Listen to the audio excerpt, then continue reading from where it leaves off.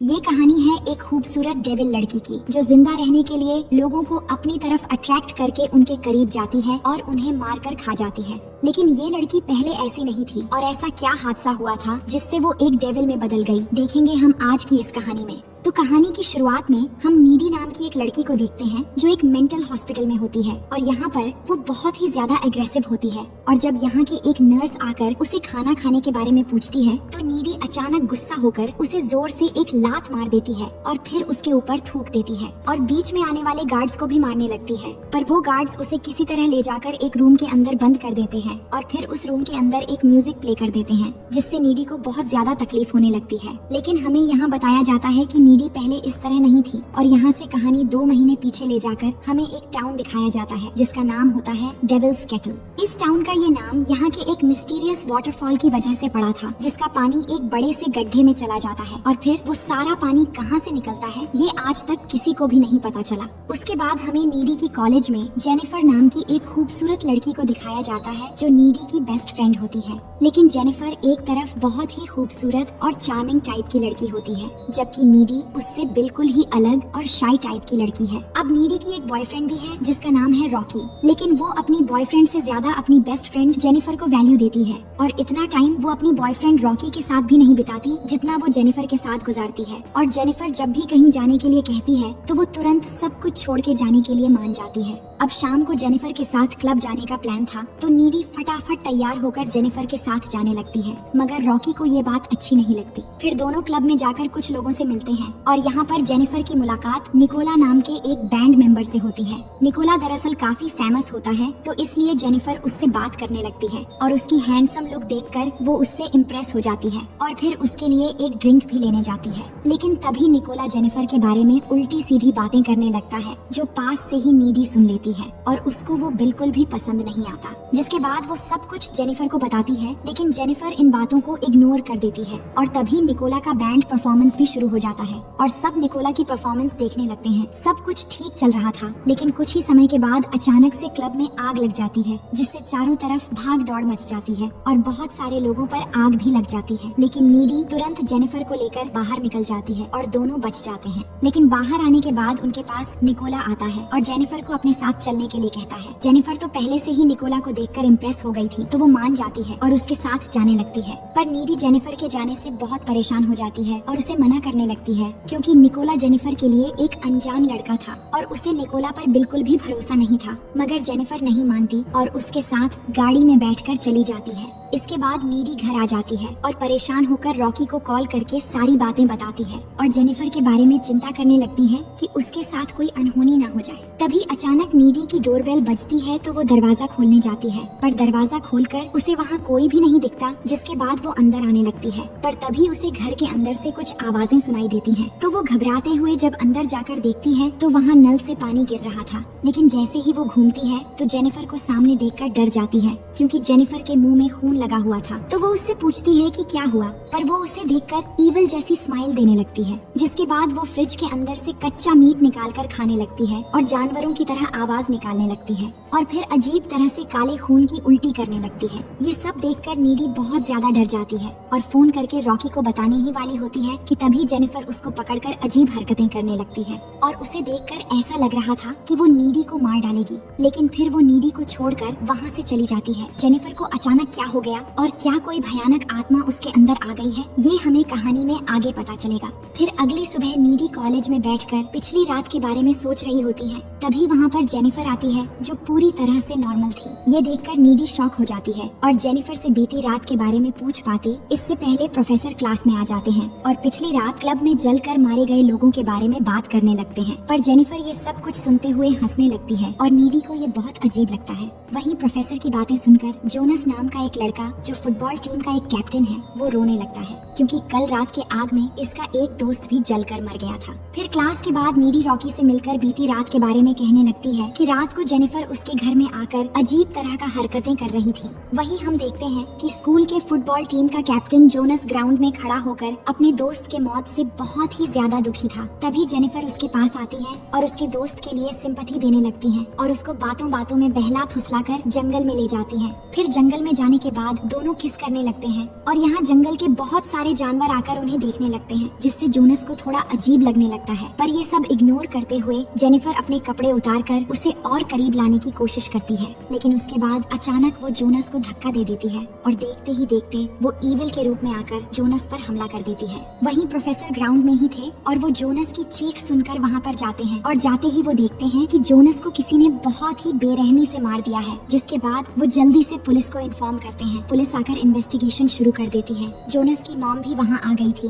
और अपने बेटे की ऐसी भयानक मौत देखकर वो रोने लगती है। वहीं पास के ही एक तालाब में जेनिफर को हम देखते हैं कि वो जोनस को मारकर बड़े ही आराम से वहाँ पर नहा रही थी और फिर अपने कपड़े पहनकर वहाँ से चली जाती है। फिर रात के समय नीडी और जेनिफर फोन पर बात करने लगते हैं, जहाँ नीडी टाउन में हो रही चीजों से बहुत परेशान थी, लेकिन जेनिफर को इन सब से कोई भी फर्क नहीं पड़ता। तभी जेनिफर अपनी जीभ को लाइटर से जलाने लगती है और वहीं हम देखते हैं कि उसको आग से कुछ भी नहीं होता और वो नीडी से कहती है, मैं गॉड बन गई हूँ। तभी रॉकी नीडी को कॉल करके मिलने के लिए बुलाता है, जहाँ वो नीडी को बताता है कि आज जोनस को किसी ने बहुत बेरहमी से मार दिया है। ये सुनकर नीडी और भी ज्यादा परेशान हो जाती है। फिर अगले दिन कॉलेज में सभी जोनस को श्रद्धांजलि देते हैं और उसके लिए प्रे करते हैं। सब उसके लिए बहुत दुखी थे, लेकिन जेनिफर को इन सब से कोई फर्क नहीं पड़ रहा था और वो बहुत हैप्पीली कॉलेज में आती है। फिर क्लास में प्रोफेसर ये बताते हैं कि लो सोल्जर बैंड का सॉन्ग इतना फेमस हो गया है कि उनका गाना एंथम बन गया है और अब वो बैंड अपनी कमाई का कुछ हिस्सा मरने वालों की फैमिली को देने वाले हैं।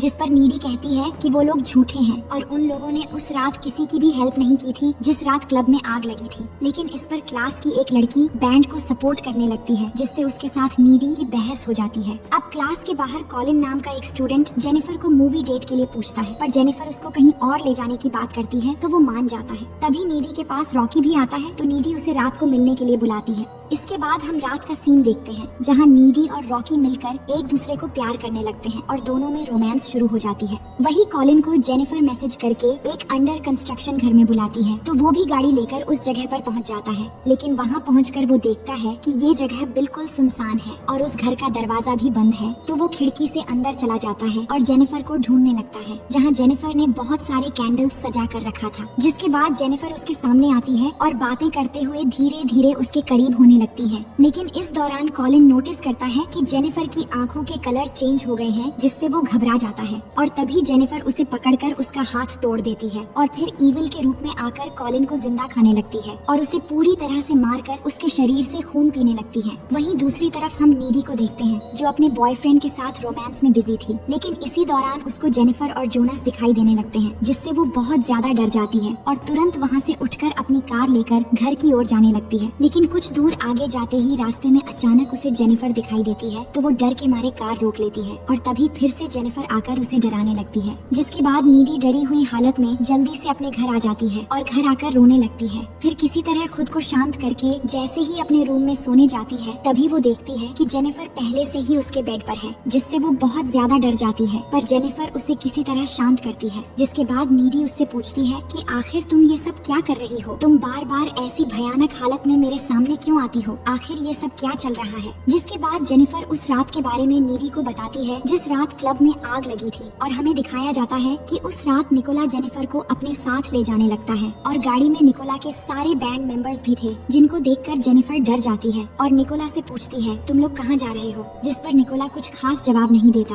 और सीधा जाकर उस डेविल्स केटल वाटरफॉल के पास गाड़ी रोकता है और फिर वो सब मिलकर जेनिफर को पकड़कर उस वाटरफॉल के बिल्कुल नजदीक ले जाते हैं और उसके हाथ पैर बांध देते हैं। जेनिफर बहुत ज्यादा डरने लगती है और चिल्ला चिल्ला कर बोल रही होती है कि तुम ये सब क्या कर रहे हो? तो निकोला उससे पूछता है कि क्या तुम वर्जिन हो? जिस पर वो डर के मारे झूठ बोलती है कि हाँ। जिसके बाद निकोला कहता है कि हमारे बैंड को दुनिया में सबसे ज्यादा सक्सेस कराने के लिए हमें शैतान को खुश करना होगा और इसके लिए हमें एक वर्जिन लड़की को बलि देकर एक पैरानॉर्मल काम को पूरा करना पड़ेगा, इसलिए हम तुम्हें यहाँ बलि देने के लिए लाए हैं। ये सुनकर जेनिफर चिल्लाने लगती है, लेकिन निकोला उसकी एक नहीं सुनता और जेनिफर के पेट में चाकू मार देता है और उसे मारने के बाद चाकू को उस वाटरफॉल के गड्ढे में फेंक देता है और जेनिफर को वहीं पर छोड़कर सब चले जाते हैं। अब जेनिफर नीडी को बोलती है कि पता नहीं क्या हुआ था, पर उनके मारने के बाद भी मुझे अचानक होश आ गई और उस रात मैं सीधा तुम्हारे पास आ गई और मुझे बहुत ज्यादा भूख लगी थी, इसलिए मैंने फ्रिज से कच्चा मांस निकाल कर खाने लगी। असल में हुआ ये था कि निकोला ने तो अपना पैरानॉर्मल काम पूरा कर लिया था और उसे लग रहा था कि अब उसका बैंड सक्सेस हो जाएगा, लेकिन उसमें एक कमी रह गई थी और वो थी जेनिफर की वर्जिन ना होना, क्योंकि जेनिफर ने डर के मारे झूठ बोला था कि वो वर्जिन है हैं, जिस वजह से जेनिफर वापस जिंदा हो जाती है और उसमें इविल पावर्स आ जाते हैं। अब ये बताते हुए जेनिफर नीडी को विश्वास दिलाने के लिए अपने हाथ में एक कट लगाती है जो तुरंत ही वापस से नॉर्मल हो जाता है। अब ये सब देखकर नीडी काफी ज्यादा डर जाती है और जेनिफर को वहाँ से जाने के लिए बोलती है, जिसके बाद जेनिफर उसके घर की विंडो से कूदकर वहाँ से चली जाती है। पर नीडी को ये देखकर अजीब लग रहा था कि वो इतनी ऊंचाई से कैसे कूदकर यहाँ से चली गई। फिर अगले दिन नीडी जेनिफर के साथ जो कुछ हो रहा है उसके बारे में पता लगाने लाइब्रेरी जाती है और वहाँ पर कुछ बुक्स पढ़ने के बाद नीडी को ये पता चलता है कि निकोला ने जेनिफर को वर्जिन समझकर उसकी बलि दे दी थी, पर उसके वर्जिन न होने से उल्टा ईविल ने जेनिफर के बॉडी में कब्जा कर लिया और उसके अंदर ईविल की पावर्स आ गई। और उसे ये भी पता चलता है कि अगर जेनिफर को जिंदा रहना है तो उसे इंसानों को मारकर खाते रहना होगा और जेनिफर को मारने का बस एक ही तरीका है, उसके दिल पर वार करना। लेकिन अब नीडी को ये डर लगने लगता है कि कहीं जेनिफर उसके बॉयफ्रेंड रॉकी को भी न मार डाले, इसलिए नीडी रॉकी के पास जाती है और उससे ब्रेकअप कर लेती है। साथ ही उसे वो बुक दिखाकर सब कुछ बताती है कि जेनिफर अब एक डेविल बन चुकी है। लेकिन इस बात पर रॉकी विश्वास ही नहीं करता और वहाँ से चला जाता है। अब उसी रात कॉलेज में एक डांस पार्टी होने वाली थी तो सभी स्टूडेंट उस पार्टी में जाने के लिए तैयार हो रहे होते हैं और रॉकी सोच रहा था कि आज रात वो नीडी को फिर से मना लेगा। वहीं नीडी भी तैयार होकर सबसे पहले उस पार्टी में पहुंच जाती है और वहाँ पार्टी भी शुरू हो चुकी थी। लेकिन वो मन ही मन रॉकी का इंतजार कर रही थी कि रॉकी आकर शायद उसे फिर से मना लेगा। दूसरी तरफ रॉकी पैदल ही अपने घर से पार्टी में आ रहा होता है, लेकिन तभी रास्ते में उसे जेनिफर मिलती है जो नीडी के बारे में उससे बात करने लगती है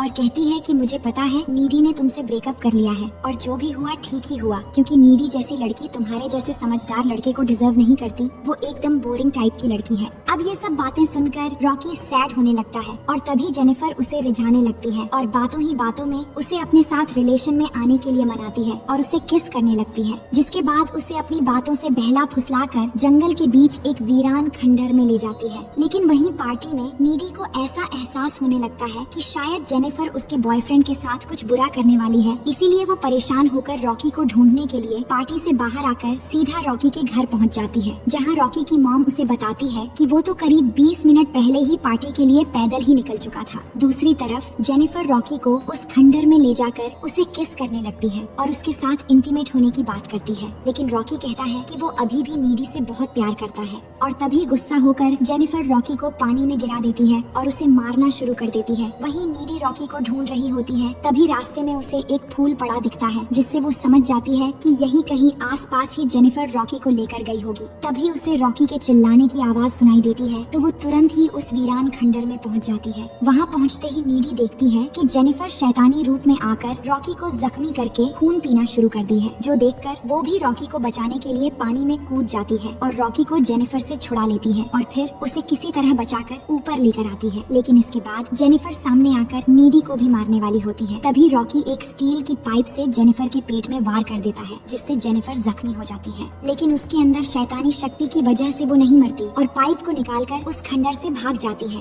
वहीं रॉकी को जेनिफर ने बहुत ज्यादा जख्मी कर दिया था और उसका बहुत सारा खून भी बह गया था, इसलिए वो नीडी से आखिरी बार बातें करते हुए अपना दम तोड़ देता है। इसके बाद अगले सीन में हम देखते हैं कि नीडी ये डिसाइड कर लेती है कि जेनिफर से वो अपने बॉयफ्रेंड का बदला लेकर रहेगी। वही जेनिफर को दिखाया जाता है जो बहुत ही आराम से अपने बेड में सोकर एक और लड़के को शिकार बनाने की सोच रही थी। तभी नीडी उसके घर की विंडो तोड़ के अंदर आकर उस पर हमला कर देती है, जिसके बाद दोनों के बीच एक जबरदस्त लड़ाई शुरू हो जाती है। लेकिन इस दौरान जेनिफर नीडी के कंधे पर काट लेती है, जिसके बाद नीडी एक कटर नाइफ से जेनिफर के दिल पर वार कर देती है, जिससे वहीं पर उसकी मौत हो जाती है। इसी बीच जेनिफर की मॉम वहाँ पर आ जाती है और नीडी को जेनिफर को मारते हुए देख लेती है, जिसके बाद जेनिफर के खून के इल्जाम में नीडी को एक मेंटल हॉस्पिटल में भेज दिया जाता है। अब यहाँ से कहानी वापस प्रेजेंट में आती है और हम देखते हैं कि लड़ाई के दौरान जब जेनिफर ने नीडी के कंधे पर काटा था, तभी से नीडी के अंदर भी वो सारी शैतानी शक्तियाँ धीरे धीरे आ गई थी, जिसके बाद नीडी अपनी शक्ति से ऊपर हवा में उठकर उस जेल की विंडो तोड़कर बाहर आ जाती है और वहाँ से सीधा उस झरने के पास पहुँचती है जहाँ पर जेनिफर की बलि दी गई थी और वहाँ उसे वो चाकू भी मिल जाती है जिससे निकोला ने जेनिफर को मारा था, जिसके बाद नीडी वहाँ से लिफ्ट लेकर अपने घर पहुँच जाती है। अब कहानी के आखिरी सीन में हम देखते हैं कि निकोला और उसका बैंड बहुत फेमस हो गया है, पर कुछ दिनों के अंदर उसके बैंड के सभी लोग मारे जाते हैं और तभी हमें सीसीटीवी फुटेज से पता चलता है कि नीडी ने ही जेनिफर का बदला लेने के लिए उन सबको एक एक करके मार डाला है। और इसी के साथ ये कहानी यहीं पर खत्म हो जाती है। उम्मीद है कि ये कहानी आपको पसंद आएगी। मिलते हैं आपसे एक और मजेदार कहानी के साथ।